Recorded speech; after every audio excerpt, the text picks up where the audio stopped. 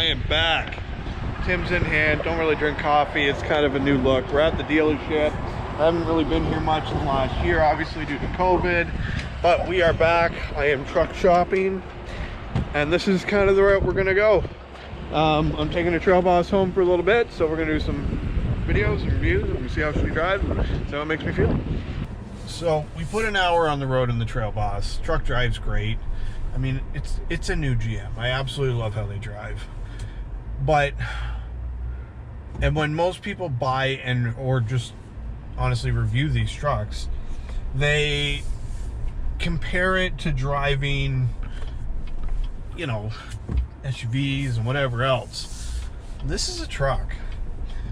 This is a vehicle that is built to do things. It's built to make money. It's built to tow. It's built to do a lot of things. So I thought, you know what? Camaro's not going to pick up lumber. No matter how I slice that. Doesn't have a hitch anymore. It's not going to tow a trailer to pick up lumber either. It has done that. So kudos to it. But that's no longer its life. So we're going to build a workbench for the garage. And I thought, perfect. What's it like to pick lumber up with the new Trail Boss? I've picked lumber up in a newer Ram. I've picked lumber up in a Ford. What's it like to pick up 2x4s, 8 feet long, like most people are buying to do most of their projects, in the Chev? So let's get home and let's talk about it.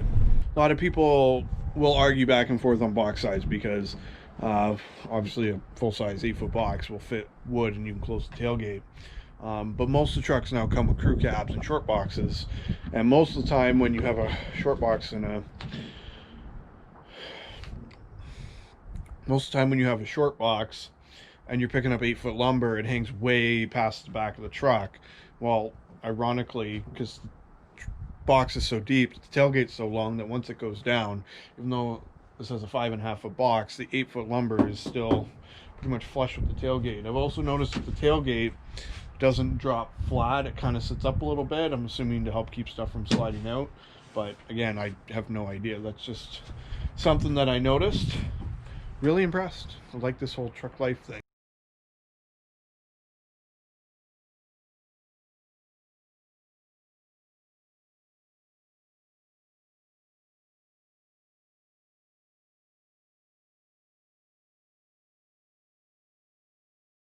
Absolutely loved the box. GM will go on and on. They've put a ton of time and energy into designing this box. It actually has the largest actual volume capacity. It's the deepest, which is why the tailgate sticks out so far. An 8-foot lumber fits so well. Box lights, plug. Tailgate has the assist, so it's super lightweight to put up and down. This is cherry red, so it's got a deep metallic. Not my favorite. It does look very nice. But where I really get stuck when I was shopping for trucks, because I had ordered a truck, is I wanted a Trail Boss, and I was going to go with the Trail Boss Custom. I've had one on order since almost August, but the allocations aren't happening. I wanted it with the 6.2, couldn't get it, can't get it, might be able to get it second quarter of 2021. So then I thought, let's take an LT out. So this is the 5.3. I really wanted the 6.2, but I have to be a little bit flexible because I need to do something, and I can't really afford to sit on my car and borrow other cars for the next 6 months. So I wanted to try the 5.3 in my daily life. I'm not a super aggressive driver by no means, but if it feels sluggish or it's not the motor that I want to live with for the next couple of years, then I'm not going to buy it. So I did want to take that for a scoot.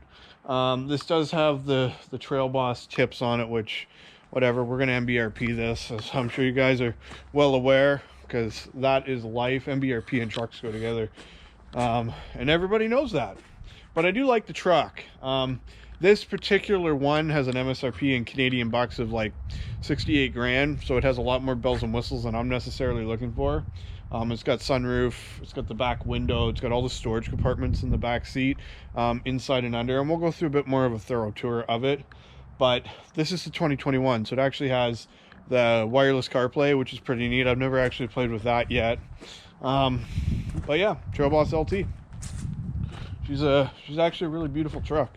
Queenston's given it to me for 2 days for doing some test drivings, which I hugely appreciate, because I don't feel like you really get to appreciate the vehicles when you go to the dealership, you have a salesman sit with you, you go out for 5 minutes, and every new vehicle drives great. This is in the driveway. This is the horrific driveway that had my car on 3 wheels with 1 wheel spinning, and we've destroyed every trailer that we've brought in and out. We've destroyed the driveway going in and out. Just everything drags. Hitches hit on the back of full-size SUVs. Never mind trailer tongues. This jack was brand new when we took possession of this house, and it is now absolutely mucked. And this truck, believe it or not, a 2019 Ford F-150, ride height, the backup sensors go off back into the driveway. And the Trail Boss, no issue. In and out, boom, boom, boom, boom. Thing's an absolute maniac. I love it. What a beautiful truck. What a beautiful stanced truck. I really, really do love what they did with the new Chevrolet. So there's a lot more Trail Boss content to come. I'm going to try to smack a few videos of my opinions and thoughts and everything together over the next couple of days, as well as we're going to do some woodworking, because this truck has allowed me to build my workbench. I've been working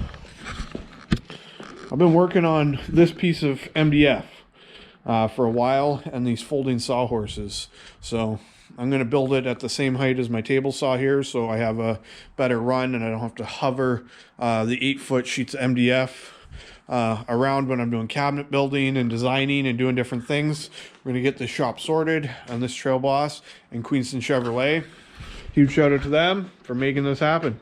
Till next time, guys, drive safe, take care, and behave, as always. We're going to build a table for myself. I haven't really built anything for myself yet, and it's been kind of irritating me. So this is what I've been working on. This is like a 18-inch piece of MDF by 96-inch, sitting on these very flimsy sawhorses. And I'm trying to build cabinets and do different things. My main issue is the table saw. I turn it, this garage is 17 feet. The blade's 10 inches, so there's about 8 inches exposed of it. So I rest the wood against that side of the building, run it through the saw, and we have about 2 inches before we hit the door, which sounds awful, and it's a bit of a chore to lift and twist and finagle and get the wood up on the saw and through. The problem is I'm doing this alone, so there's no one to grab on the other end of the feed. So I'm going to build the table at a proper height. I grabbed a whole stack of 2x4s. I got 2x8s over there we're going to use for the top. And we're going to do some design finagling. I want a little bit of storage underneath, nothing crazy. The table is going to be 8 by 4 feet, and then the height of my table saw. So I can use it like a panel saw type of deal, but not moving like a panel saw. I move the wood. So that is the task for today. I'm going to sit down to a little bit of drawing and finagling of some numbers, and then we will get to building.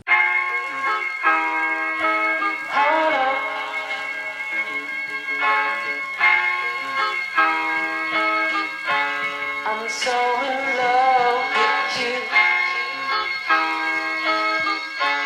You got me down again.